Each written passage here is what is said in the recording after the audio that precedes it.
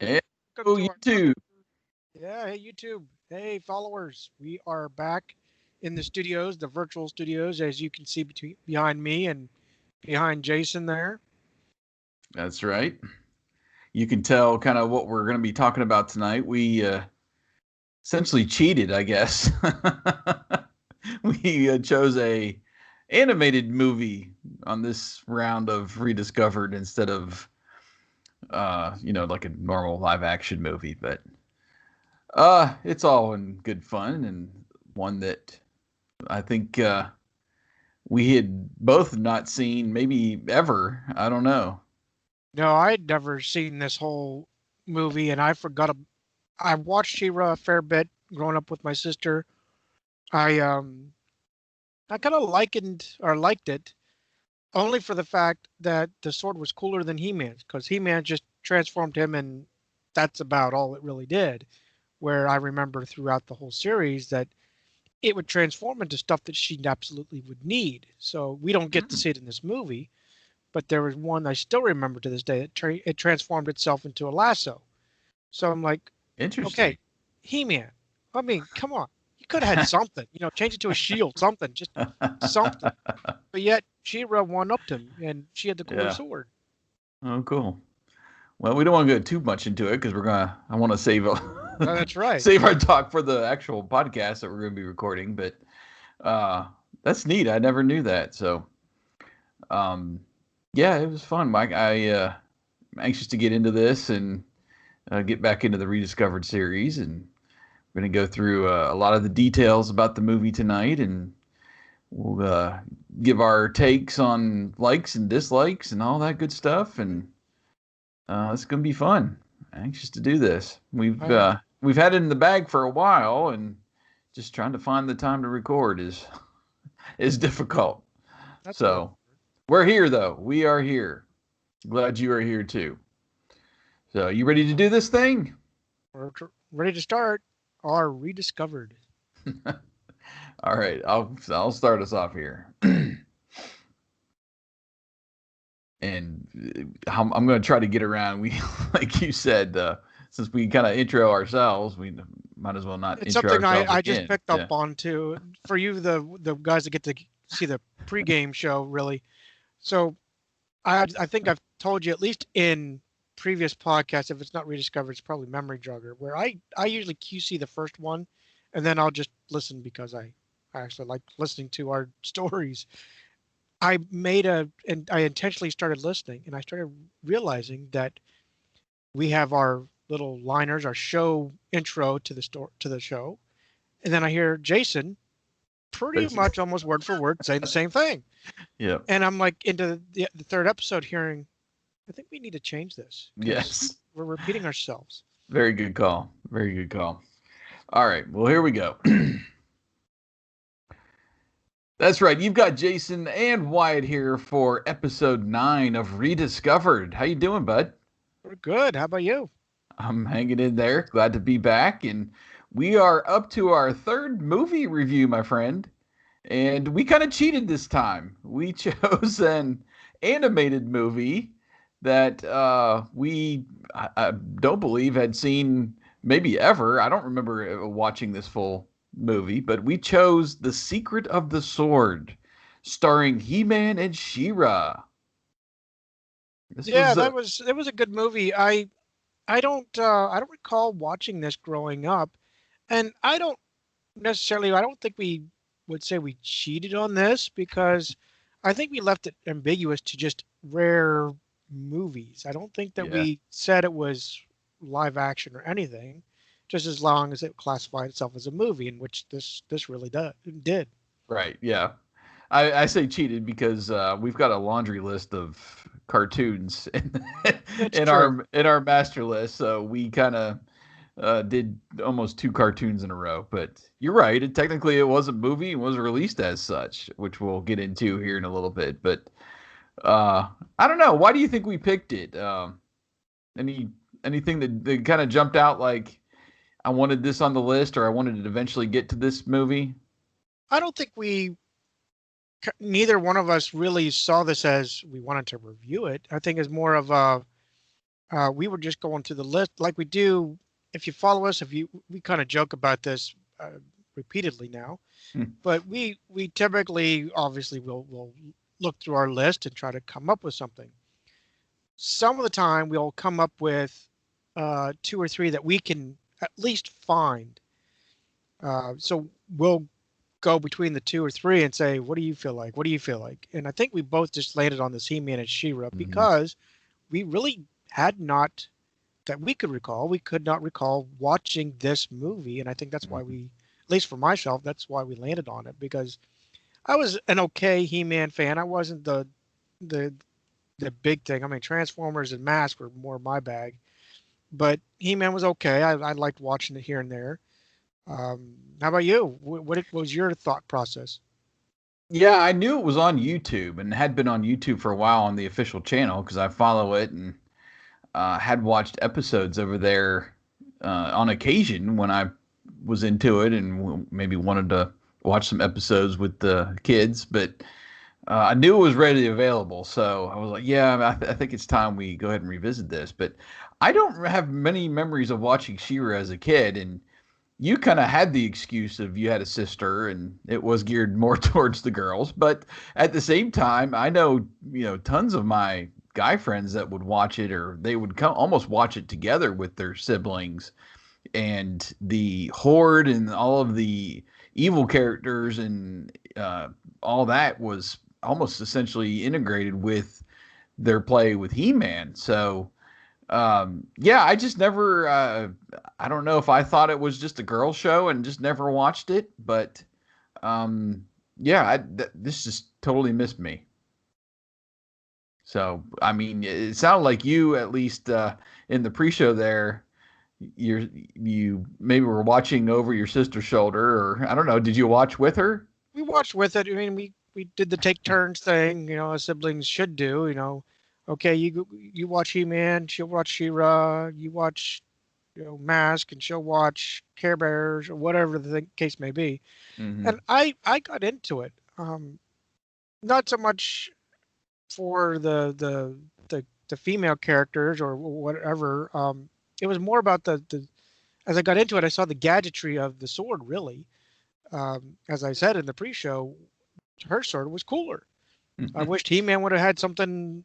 They would have thought that character's sword through for He-Man, because He-Man just transforms and zaps the Frady Cat and boom, that's about all it's good for. I Yeah. mean, he Deflect a couple lasers here and there, and that's it, but it really doesn't do too much. Whereas She-Ra's sword, man, she transformed that thing. When I don't recall if it was every episode or if it's just here and there they decided to throw it into a pinch, but there's one instance where it's transformed into, I think it's a lasso.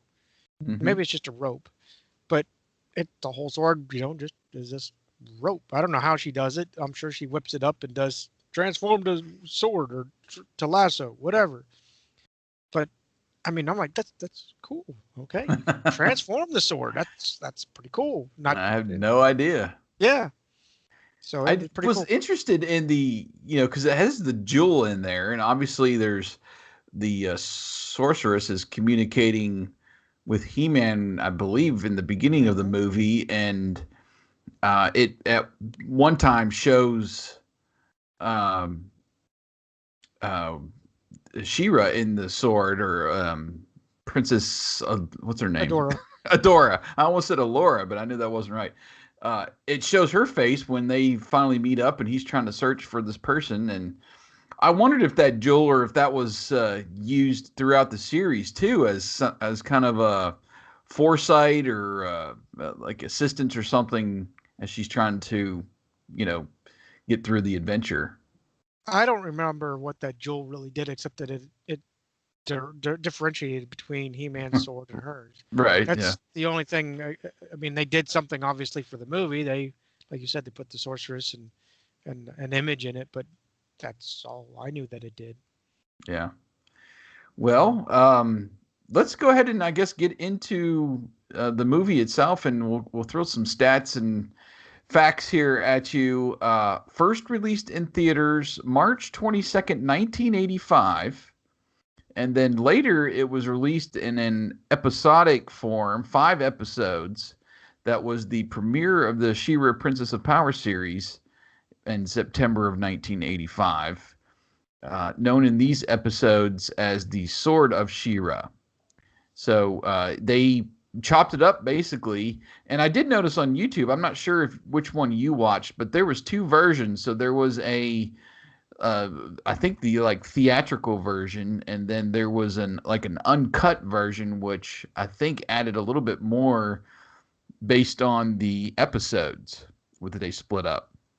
And that's what I watched, and there was a little disconnect there at some points, but still, going through the story of the movie was at sometimes, I don't know, choppy to me. Mm-hmm. But we'll get into that a little bit more here later. Rated G, of course, the tagline: an all-new animated adventure starring He-Man and your favorite Masters of the Universe characters. So I didn't even in the tagline. Nope. I mean, He-Man was established at that point, so they're trying to play on that audience and introduce the She-Ra character and get the girls, the sisters involved in the franchise. The budget, according to IMDb, the budget was an estimated $2 million. The worldwide gross on it was only $7.6 million, but it did make some money back. It wasn't a total loss there for pushing it to theaters. And it was during that time too of when it might have been one of the first ones. I know there was a Care Bears movie. There was I think a Rainbow Bright that got pushed to theaters. There's obviously Transformers. The G.I. Joe movie was meant for theaters, but ended up, I think, just going to home video. So there was a lot of those Saturday morning or syndicated shows that were trying to do also theatrical releases. Mm-hmm.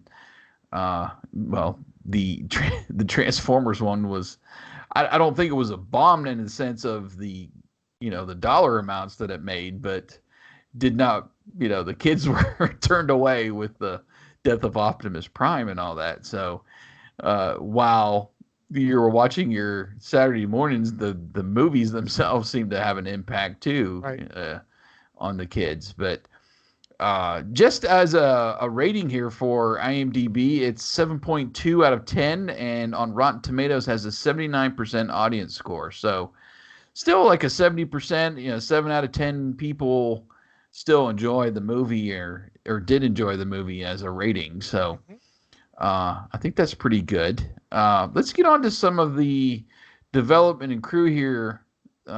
Some facts. I'll kind of turn this over to you, Wyatt, and we can go through this. So it was produced by Filmation as a way to introduce the forthcoming She-Ra series, although they didn't mention it in their tagline. That's right. They'd want to. New characters, you think at least reference, hey, there's a sister coming, something. Anyway, so there's 5 directors, all of which directed several episodes of other Filmation shows like He-Man, She-Ra, original Ghostbusters, Brave Star, Fat Albert, and others. Ed Freeman, who passed away in 2005, was also an animator with credits dating back to the 50s. That's awesome. He was one of the directors here we're going through. Yeah. Lou Cachavaz also directed episodes for Flash Gordon and was an animated for the Star Trek animated series. Marsh Lamore, also the animation timing director for Disney shows like DuckTales, Aladdin, Darkwing Duck, The Little Mermaid, and others. Bill Reed also directed Earthworm Jim episodes and helped animate Camp Candy. We reviewed that recently. Mm-hmm. Bill and Ted, Cow and Chicken, and I Am Weasel. Those are interesting names for shows. I remember a couple of those, but yeah. And then Gwen Wetzler directed My Little Pony movie and episodes of Flash Gordon, The Real Adventures of Johnny Quest, Tiny Toon Adventures, and in she's the actually in the Power of Grayskull documentary talking about the movie. Sorry, you're having to interpret my notes here. Yeah. Still, I mean, out of those 5 directors for the movie, there's a lot of good background there, good resumes. Right. That's a good pedigree for all of them, really. Mm-hmm.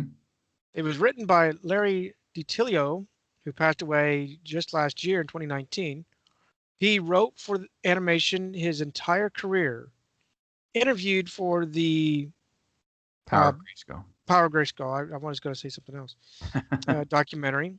Outside of Filmation, he wrote episodes for the Hulk Hogan Rock and Wrestling, Centurions, Captain Power, and the Soldiers of the Future, California Raging Show, Beast Wars Transformers, that's pretty recent, and Kong, the animated series. He also wrote episodes for the original Babylon 5 TV series. The other writer was Bob Forward, who began his writing career with Filmation and He-Man. Also wrote the Christmas special.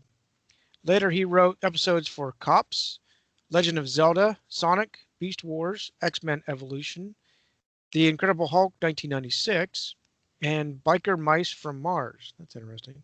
I haven't watched that one. That one seems out there. That was early 90s, I believe. Okay. Mm-hmm. And then it was produced by Arthur Nadell, Executive Vice President of Creative Affairs at Filmation. And the executive producer, of course, is Lou Shimer, who is the president of Filmation.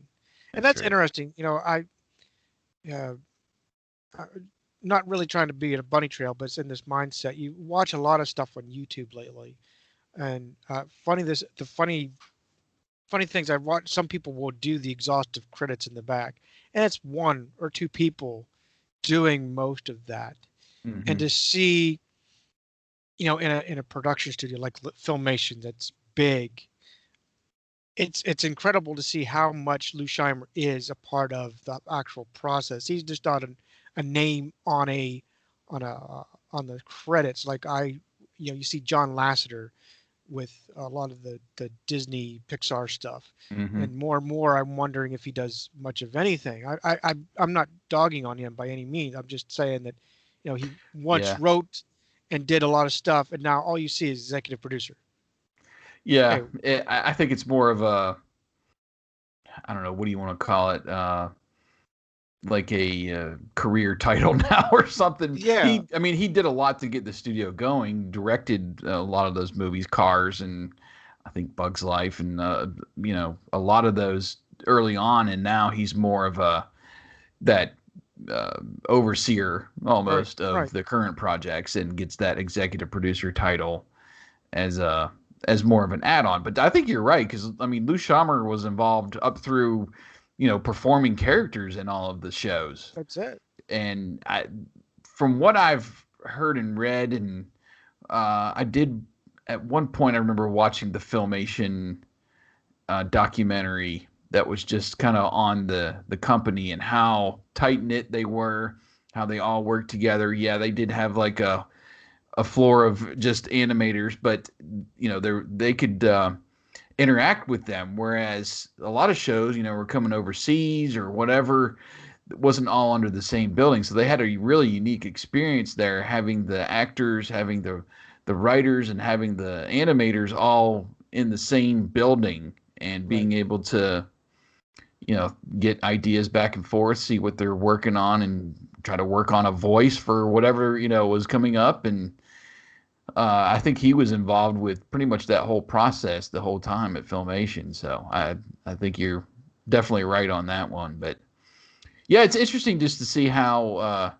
you know, we put these credits up here, and I don't recognize really most of these people except for Lou Shimer.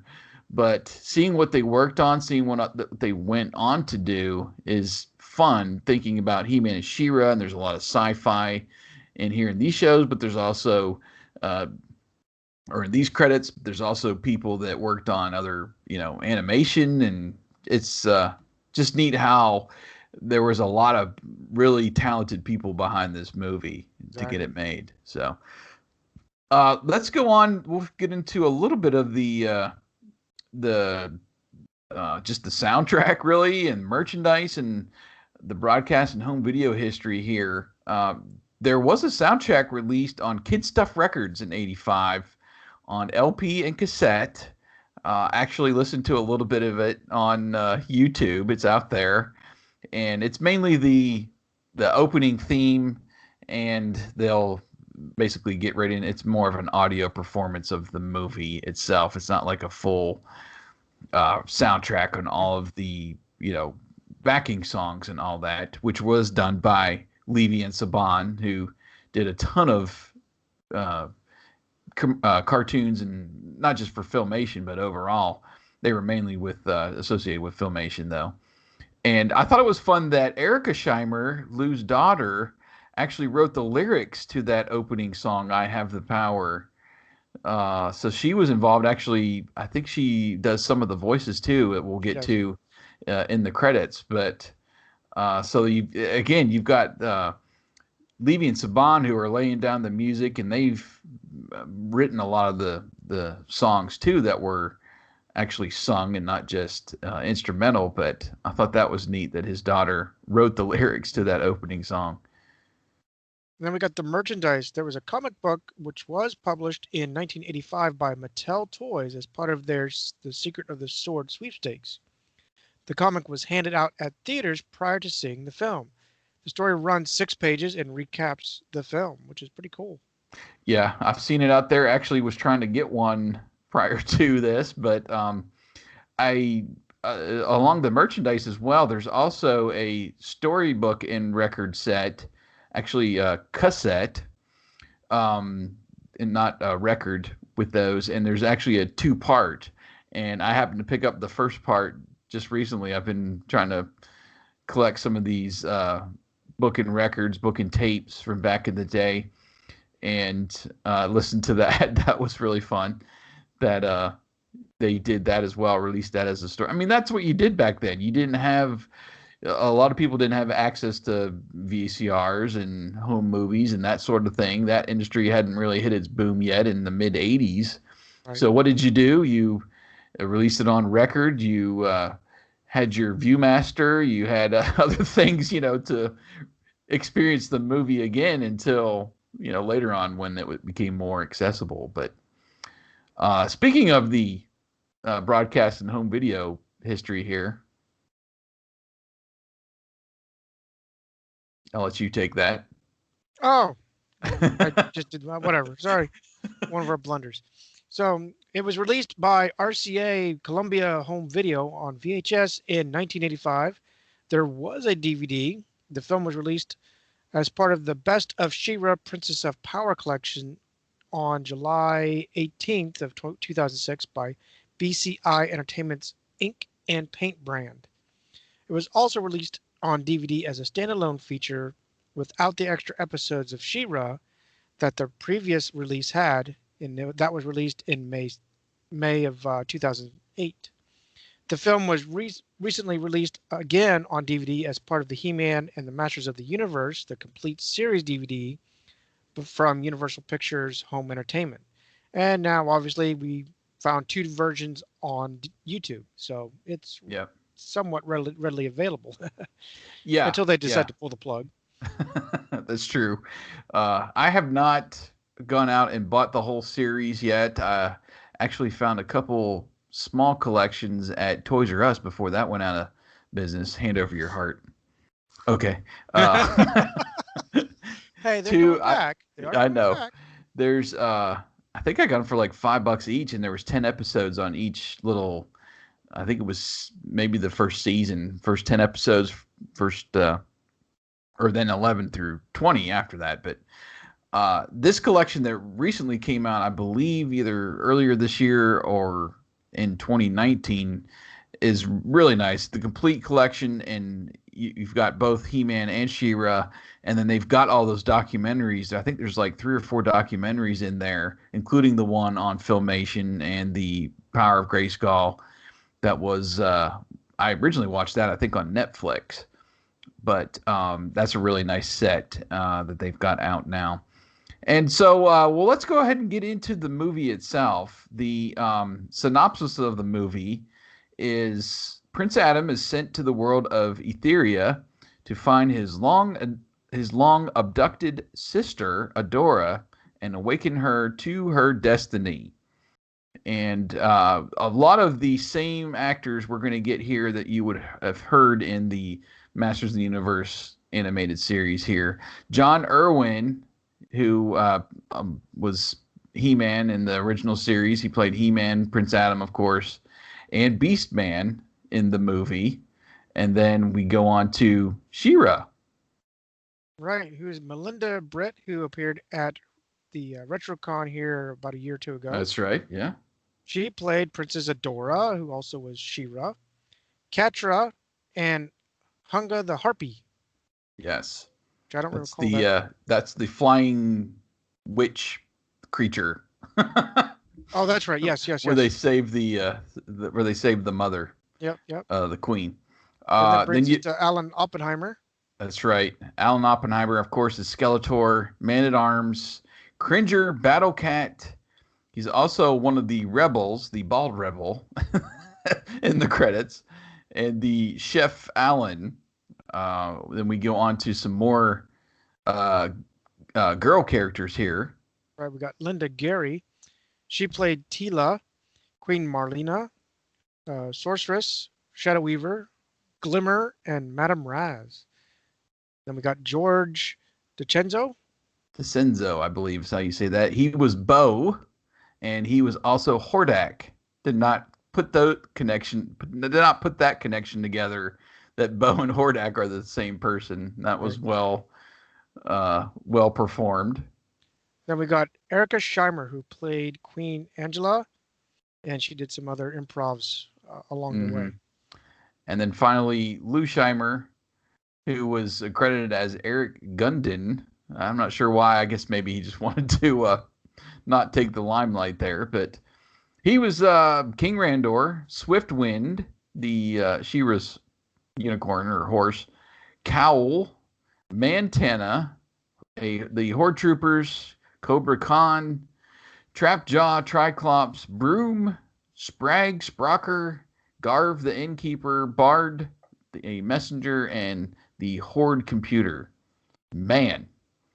So he just filled in whatever other voice was available. Yeah, well, as many as he could do, pretty much. So I'm going to go through just a quick review here, and then we'll get on to some of our favorites and least favorites here, Wyatt. So part one in the movie is we get, it's called Into Aetheria, and I'm just going by basically how they split the episodes.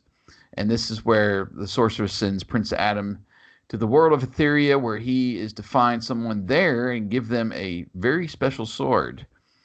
The rebels rescue the villagers from Hordak's energy draining machine in this part of the movie as well, as Adam kind of helps them out to help the villagers. Then we got part two, which they titled Beast Island. Imprisoned on Beast Island, He-Man must convince Force Captain Adora to see for herself how bad the Horde is and how they rule Aetheria. That's right. And then part three of the movie was She-Ra Unchained. While Hordak threatens to drain He-Man of his strength to power a fearsome new weapon, the sorceress reveals to Adora that He-Man is her twin brother. Then we got part four, the reunions. Adam and Adora return to Eternia, for a family reunion. But unknown to them, Hordak follows the twins to Eternia, where he is determined to capture Adora and take her back to Aetheria. And then the final part of the movie, Battle for Bright Moon. Hordak and Skeletor join forces, at least for a time, to capture Adora and take her back to Aetheria. So that's kind of the overview of the entire movie. Let's get into some of our, I guess, favorite scenes from the movie. Some of the stuff that you were excited to see, maybe harken back to watching Masters of the Universe. I'll let you go first. All right. Well, one of the favorites I did like was the first meetup when Princess Adora basically was still the Force captain, and they were at odds. So you know, they don't know who each other are, but yet you got, which we later find out she's under a spell. But you know, she's like, "Who the heck are you?" You know, and Right. They battle it out a little bit, and even when later on when Adam or / He-Man convinces her to go take a look for herself, the witch had already put her back under her spell, and she laser blasts him in the back. So it was, I kind of like that animosity that was there with Adora, at least for the time. Yeah. But then when she discovers her powers and becomes She-Ra, that was kind of cool too, because she's like, man, I can kick some butt and Yeah. break my dear brother, who I now found out is my brother. Break him out of this what was it, the transformer, the power drainer. Right. Yeah. Yeah. So it was kind of cool that they joined forces, so if you will. Yeah, she almost was like a sore thumb, though. I was like, wow, okay, so she's just this human girl, and all of the other crazy people in Hordak's gang there. She just one of these things is not like the other. That's It's pretty it. obvious, Right?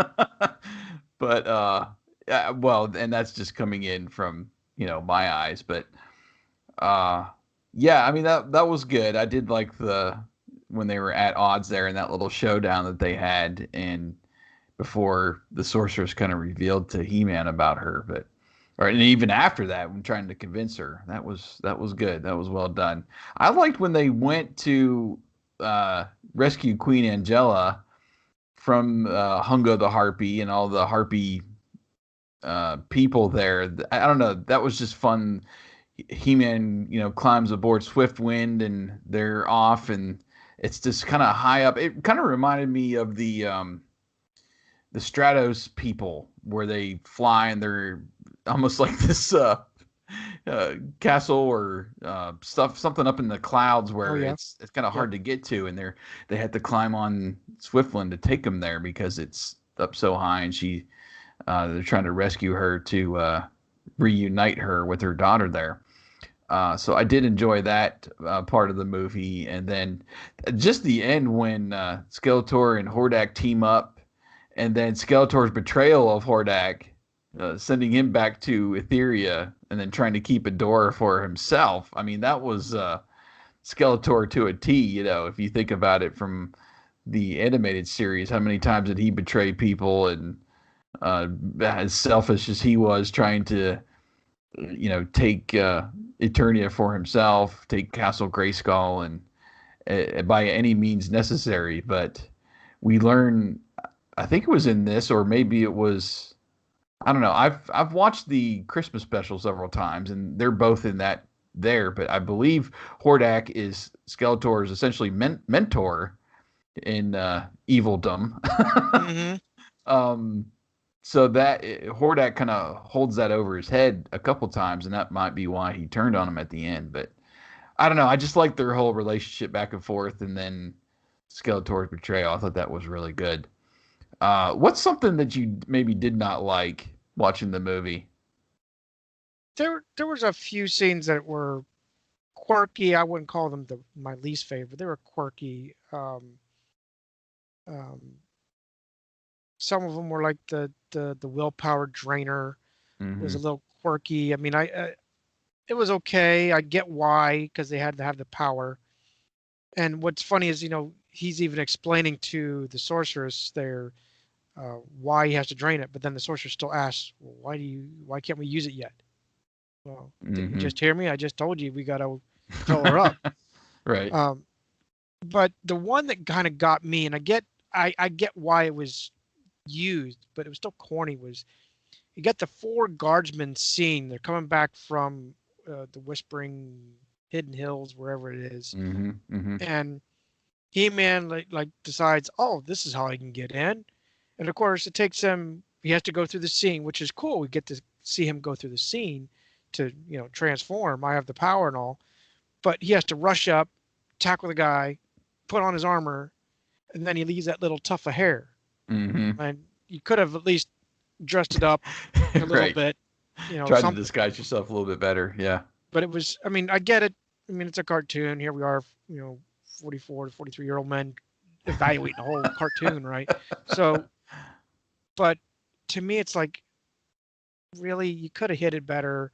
Could have been a better surprise. But yet you have the sorceress later on saying, wait, this must be the warrior. Oh, no kidding. He didn't even tuck it in, and he's not a good camouflage dude. So that was for me, that was the worst scene, at least for me. What about you? Yeah, well, for me, it was just kind of what you were talking about before, the power machine, where this was kind of towards the end of the movie, not the power draining machine, but this other machine that he's just trying to, what is it, to send a beam or something to destroy the rebels there. Yeah. Just seemed like a time killer, just a filler to get us to the true end of the movie, but it just seemed to like pop up out of nowhere. Oh, hey, I've got this huge machine that can send this beam and destroy people, and it takes so much to charge and get ready and all this stuff. And I was like, oh, okay. I just feel like that part of the movie they could have written something a little bit better to keep the story moving along. It was almost like, oh, let's pause the whole story with He-Man and She-Ra getting together, and we've got to take care of this machine that just somehow he had ready and popped up and hadn't used before, you know. Right. So that was just kind of took me out of the whole movie when they were going through that towards the end of the movie. But thankfully, there was some other stuff to better end the movie on. There's a nice battle and all that, so that wasn't really the true end of the movie. So that was really all I pulled out of it. I pretty much enjoyed it, you know, going through it, and didn't have too many places where I was just kind of taken out or bored or something. I felt like it moved along pretty well, except for just a couple places where, let me see. Well, I'll get to sure. yeah, I'll get to that more in like kind of our overall likes and dislikes. But let's talk about the characters for a while. What were some of your favorite characters I in the movie? I like the Adora She-Ra character. I guess you got this um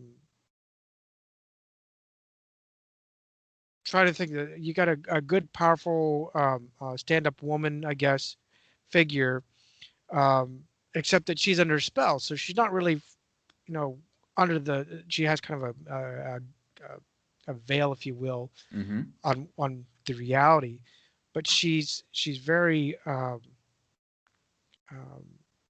you can see she the character is strong-willed. That's the word I was trying to look at. She was a strong-willed woman, and then now she's got the truth. Now she knows that she was really meant to do good and to Mm-hmm. fight the bad guys, essentially. And then you got She-Ra, who is even more strong-willed and can whoop up people, and is now automatically an acrobat because you see her jumping out of the window and hopping off of Yeah. what looks like a flag post of some sort. Um, but it's cool because you know, back in the day, we don't think about it as kids. You know, it's just there's boys' toys and cartoons, and there's girls' cartoons and toys. You know, but you look at it now. I mean, there was still, I hate to say it, but there's probably like 75% was for boys and 25% sold to girls. Mm-hmm. And to see a stronger character for the women to, or girls to look up to, that was a good character, I thought.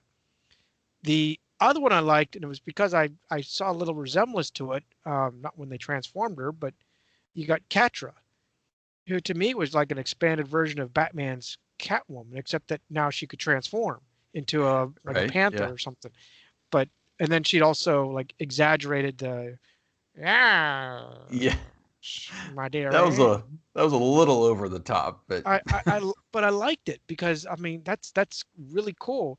But to me, it was kind of just too simple to be like pulling down the mask and now I change into a cat. I'm like, really? That's how you do it? That's that simple? I mean, that could have some fun with that. You know, He-Man just come up behind you. Yeah. make up your Yeah. mind. But no, those were my two favorite Okay. characters. How about you? I'm looking at this more as the Shiber characters because I was familiar with all the He-Man ones that they injected into the story or Masters of the Universe. But for the most part, I liked pretty much all the Shiber characters and their powers and how they interacted with each other, except for maybe one, which I'll get to. But uh, and I will just agree with you on Adora and She-Ra. Very strongly portrayed.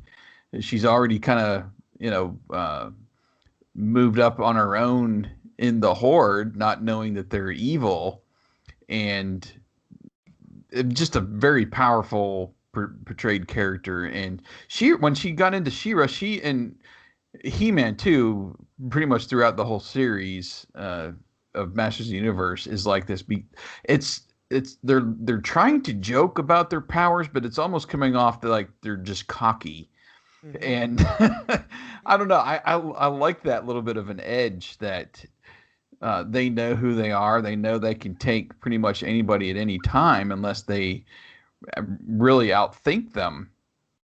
But for the most part, they come off like confident, and they'll make fun of Skeletor. They'll make fun of Hordak and all of his crew, and pretty much nothing they can do about it. So I like the way that Filmation kind of thought out those characters and how the two actors, portrayed them, the voice actors.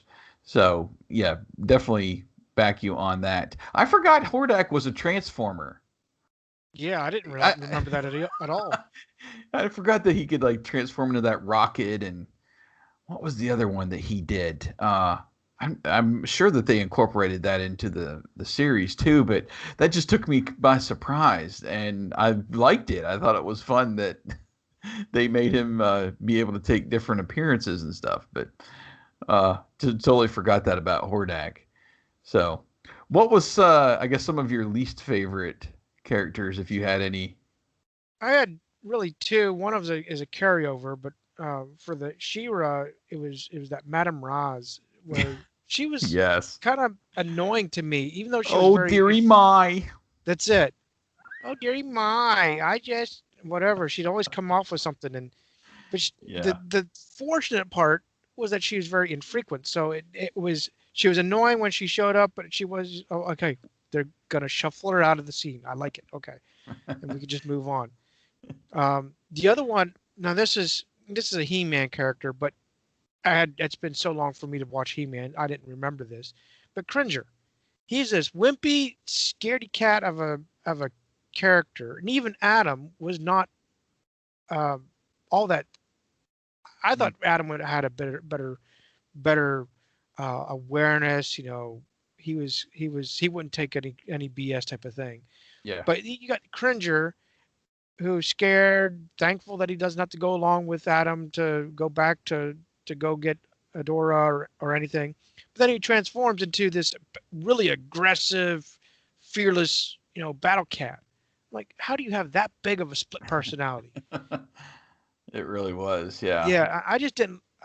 I guess I forgot about how bad Cringer really was, and I just like Madame Raz, it was so infrequent, it didn't get me bothered too much. But it was still that, come on, they could have done better. Yeah, and a lot of fans, or I've seen a lot of fans kind of put Orko in that category, like Snarf on Thundercats, and here's the annoying character, T-Bob and Scott on Mask. But I've always was a fan of Orko, and I'm on your page. Cringer was really the one that I just, I don't know. The more that I watch it now, the more I'm annoyed by Cringer than I am Orko. Because Orko usually had his part in it. And yeah, there were some, what I would call roll my eyes moments when we review Mask. But I can definitely agree with that Cringer just didn't sit well. So yeah, Madame Raz, she almost kind of reminded me of Janine from the Ghostbusters, that accent, or I don't know what they were going for there. Oh, dearie my. But the only thing that I really didn't like, like I said, the henchman for Hordak had really cool powers, but the voices just didn't seem to match up to me.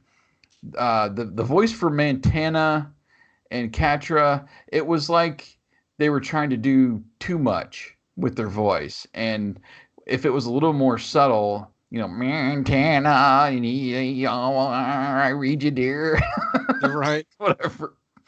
I don't know. I just didn't care for that voice. And again, the characters were cool and what they did, and Mantenna was just like the toy that I remember, where his eyes pop out and he shot whatever laser Lasers, beams, yeah. yeah, to stun people or whatever it was. But I don't know. I just thought some of the voices were just a little too over the top for me when they were performing. But uh, for the most part, like I said, the henchmen and the concepts behind the characters were cool.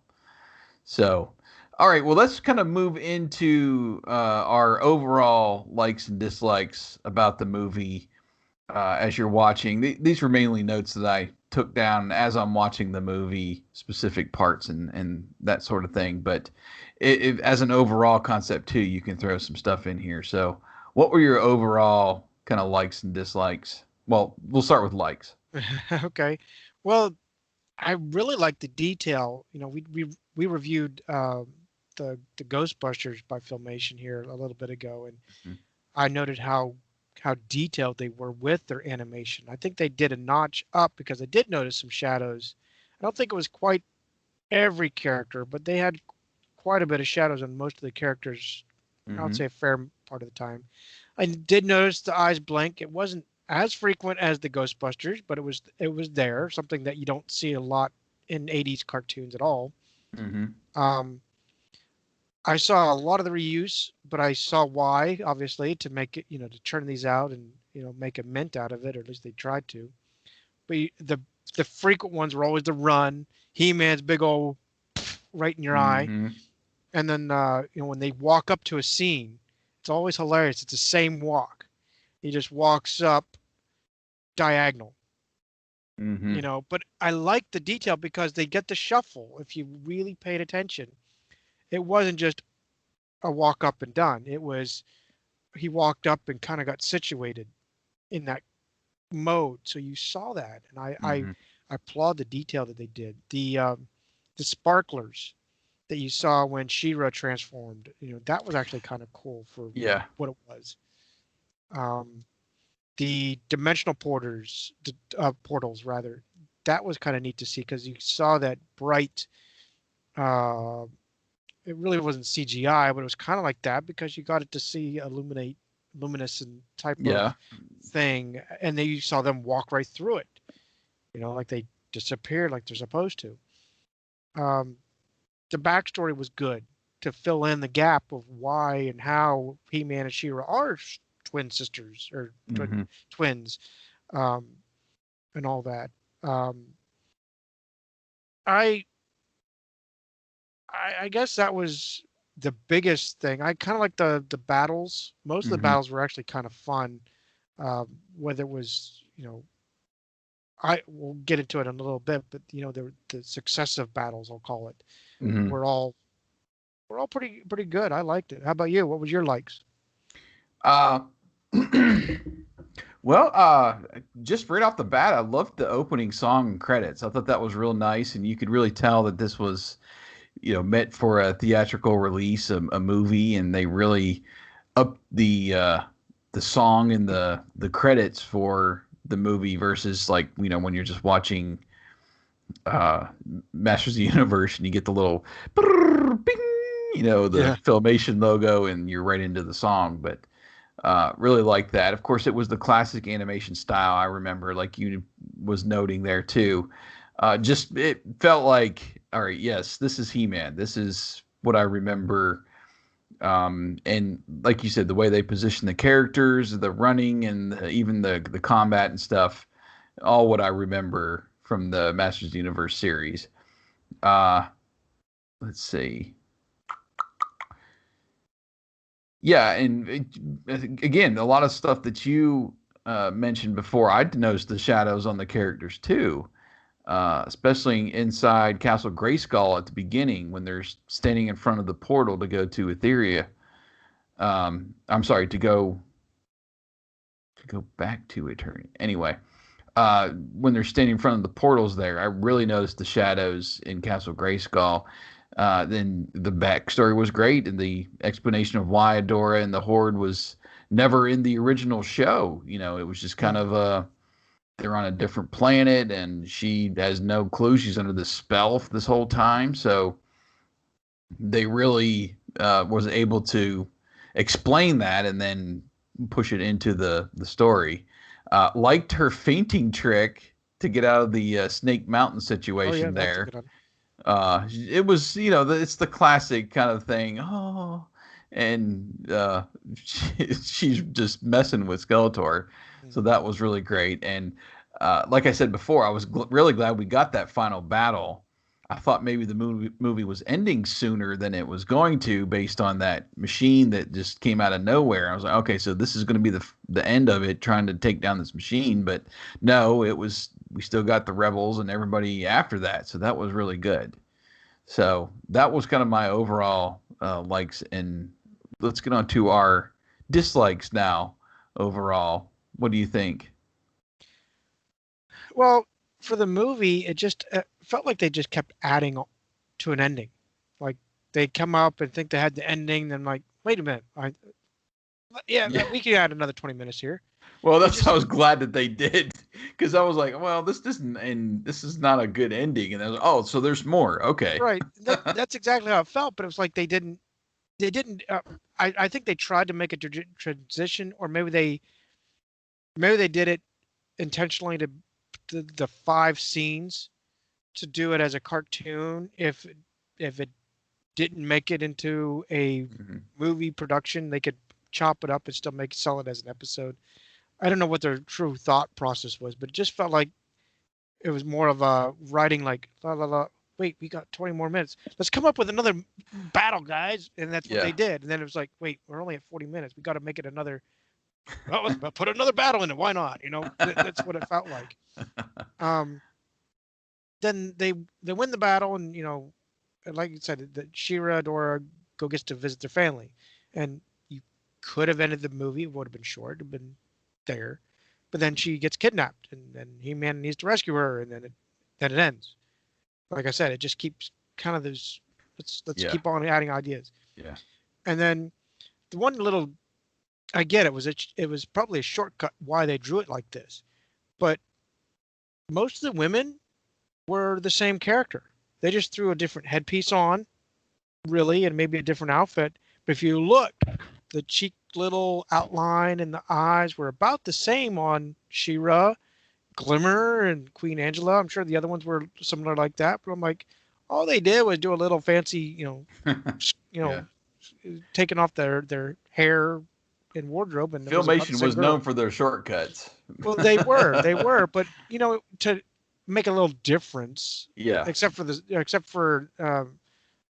what was her name that we just don't, Madame Raz, you know, you could have done something to really Yeah, change it up. definitely. But again, we're also 44-year-olds looking at this, and we see it. Whereas a kid, you're like, oh, that's a purple character. Oh, that's kind of cool. I Yeah, don't. well, yeah, I can see where you're coming from. I mean, all of Hordak's crew was, totally made up and different, Mhm. and which made it cool. But yeah, I mean, all of the rebels there, except for the Madame Raz and the little dude that flew around with the big ears. Can't remember what his name is off the top of my head, but they added some of those little quirky characters in there. But the main ones, I think you're right, were That was uh, Cal, wasn't it? Cal. Yeah. Um, the humans were essentially, yeah, I can see that about drawn the same. What about you? What was your dislikes? Um, Not a whole lot here. Like I was saying earlier, while each episode seemed to flow pretty well, there was a bit of it was a little disjointed in between each story, and there were some times where the story was not resolved before they went on to the next episode. In the first one, it was like, where did He-Man go after the first battle when Adam returned? Hmm. And they just kind of left that. Okay, so Adam's back now. Where did He-Man go? And then what happened to Adora when she woke up from the spell? They really, that was more of like a cliffhanger, but you didn't essentially see the whole process of the spell being removed, her waking up and understanding what was going on. She Right. finally did that, but there was some kind of an abrupt or a cutaway from that story right there. So it was just a little bit disjointed between that. It probably would have been fine if you're watching it, 5 days a week and going through the whole story, and you wouldn't have noticed some stuff like that when I knew that was like kind of where they cut it off for to be continued, Right. tomorrow. Um, Something that was kind of off with Prince Adam, like you were saying, yeah, he was a little more adventurous, or I don't know, not as scared as Cringer, but it was still Prince Adam. Prince Adam would run when at the thought of trying to face Skeletor, and then of course he became He-Man. So it was weird to me that they sent Adam into the portal. The sorceress did at the beginning instead of transforming into He-Man and just walking in as He-Man. So uh, I don't know. It was just weird seeing Adam being called brave, Hmm. where in the original episodes he was just kind of one tick above Cringer. So that was a little disjointed to me that uh, Adam was a little more brave than, you get to that first scene there where he's at the bar and all that with the bow and what's going down there, but or maybe he had transformed to He-Man by then. I I can't thought he did. remember. Maybe he did. Anyway, uh, one thing I really kind of disliked more in the original Masters of the Universe series, you got a lot of panning shots, kind of setup shots for the scene that panned landscape, whereas a lot of the shots were vertical in this one.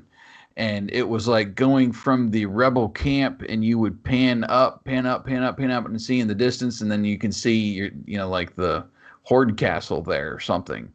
So they were trying to show distance there, but it works a lot better when you're going horizontally, when you're scanning across a whole landscape, and then you get to Castle Grayskull, or you get to the castle at Eternia there, the palace. Um, just a lot of those vertical shots didn't kind of work for me. I don't know. Anyway, that wasn't big. It's not like it was a thing that would have really taken me out of the movie or anything. So, Right. well, that was kind of our overall wrap up on the likes dislikes of the movie and the characters, scenes, and overall. So here we are. We're kind of at the end now. And would you want people to go rediscover the movie, or should they just leave it in the past as a memory? I think you should Perhaps. rediscover it. This was actually a fun movie, especially if you want to establish, if you're anyone, if you're like at least myself, where you want to understand the beginnings of something. This would be a great foundation to discover He-Man and She-Ra, how they are connected and how they um, were obviously twins. So Mhm. to me, that was great. Then everything else was kind of cool as well, the battles and seeing the multiple characters and so forth. Yeah, it's weird. Like just going through the movie, and I know you're relatively newer to Star Wars, but it seemed like they ripped off Star Wars a lot. I Where saw a lot of it. Yeah. you've got you've got the rebels versus the bad guys. You've got these twins that don't know they're twins, which happens in Star Wars, and that kind of slowly being revealed. So it was I was like, wow, there was a lot of similarities there, but Mhm. yeah, I'm definitely with you. If you're wanting to, go back and watch Shira, if you've never watched that before, have watched, kind of like my situation where grew up watching Masters of the Universe and just never gave Shira a try. I mean, this has me wanting to go and watch Shira episodes and watch that series and see, kind of how they went with that. And yeah, and even if you don't, this is miles ahead of the Christmas special. uh, a lot of people harp on that, and that has, I think that has both He-Man and She-Ra in it. Mhm. Yeah. Um, but this is such a better story, and it's obviously a lot longer. It was a theatrical movie, but um, definitely just a fun hour and a half to get back into that world and get a little bit of both worlds too, because it was fun. They did go back and forth. I don't know. I didn't count how many times, but you're at Eternia and then Aetheria, Right. back and forth, and didn't seem really disjointed or like they were doing that too much. And you get a lot of each world. You get to see how things kind of work in Etheria with Hordak, and then you come back to what you're familiar with, or at least I was familiar with in Eternia, and the king and queen setup and everything. So that was really fun too, just kind of getting the best of both worlds almost in there. So definitely a thumbs up. Definitely recommend if you're just a casual Master of the Universe fan to go check that out if you have not watched The Secret of the Sword. Right. So, okay, well, that will bring us on to episode 10 next time. We're going back around and starting with our TV show again as we continue the Rediscovered podcast series. And as usual, we kind of leave that a mystery unless you want to have something on your brain maybe you want to throw out there. But I was kind of looking through the list, and there was a few that came to mind. I was like, nope, that's not available. Nope. Have to buy a DVD set for that. And yeah, so we're going to probably do a little digging before we land on our TV show for next time. So. Well, thank you again for watching and listening to us here on Rediscovered.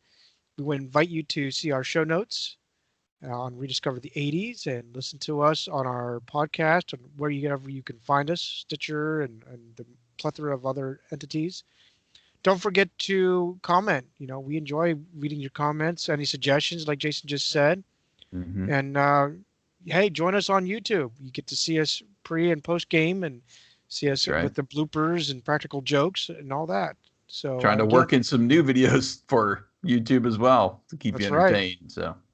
So again, we thank you and we'll talk to you later. See ya.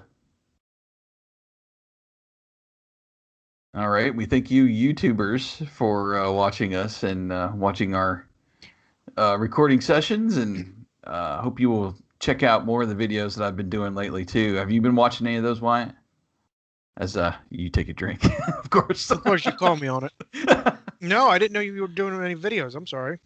No, there's a couple things I've been wanting to do. Mainly is getting back into doing more reviews of stuff, because I'll get emails quite a bit from people. Hey, found your site and there's this product or something. Can we send you a sample and you review it? I just hadn't put in the time to do more of that, but now I'm back into that and have posted a couple reviews lately. And then just last week, I started a new series called Thrift Store Finds. And basically, I'm putting together little short videos of random stuff I'm finding at thrift stores. Nice. It's been fun. The first one was a couple of Star Wars pop-up books, kids' books, that I found pretty cheap. And the one coming this week is on some McDonald's stuff that I found. You remember the old Happy Meal box, the hard case or pencil case that they came in?